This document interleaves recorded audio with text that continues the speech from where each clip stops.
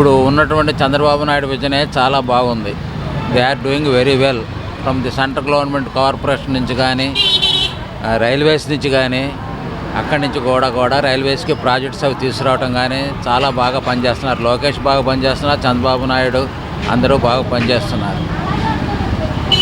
ఇది కంటిన్యూస్గా ఈ అభివృద్ధి ఇట్లాగే కనుకుంటే 5 ఏళ్ళలో మన ఆంధ్రప్రదేశ్ నెంబర్ 1 అవుతుంది. చంద్రబాబు నాయుడు గారు చెప్పినట్టు జగన్ వస్తాడు, నేనేదో చేస్తాను, పెరుగుతాననేది లేదు. ఎందుకంటే గత 5 ఏళ్ళు పనిచేసింది ఆయన ఏం పెరిగాడో తెలుసు, ఆయన ఏం చేసింది ఏం లేదు. ఏదైనా అవాంతరాలకు కానీ వాటికి కానీ సింగనగర్ అవంతరం కానీ చంద్రబాబు నాయుడు బాగా పనిచేశాడు. ఏదైనా అది ఇప్పుడే కదా, అది తుఫాను వచ్చినప్పుడు కూడా వైజాగ్ కూడా చాలా బాగా వర్క్ చేశాడు. ఇంప్లిమెంటేషన్ అనేది ఉండాలి కానీ పాలసీ చెప్పుకోవడం నేను అది చేస్తాను అనేది ఇట్ ఈజ్ నాట్ కరెక్ట్.